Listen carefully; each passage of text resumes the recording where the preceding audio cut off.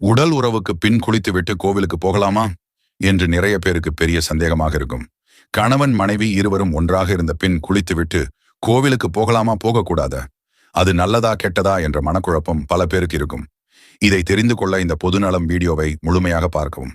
பொதுவாகவே ஒருவர் தனக்கு பிடித்தமானவர்களுடன் உறவு கொள்வது என்பது தாம்பத்தியத்தின் தார்மீக கடமைகளில் ஒன்றாகும். இது முற்றிலும் இறை சக்தியால் உருவாக்கப்பட்ட இயற்கையோடு இணைந்த ஒன்று. இது கடவுளால் அங்கீகரிக்கப்பட்டது. யாராக இருந்தாலும் சரி, உடல் உறவுக்கு பின் தலை குளித்துவிட்டு சுத்தமாக இருந்து மற்ற காரியங்கள் செய்யலாம்.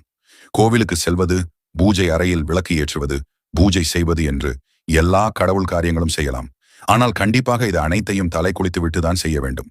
மேல் குளித்துவிட்டு எந்த பூஜை பரிகாரங்கள் மற்றும் கோவிலுக்கும் செல்லவே கூடாது.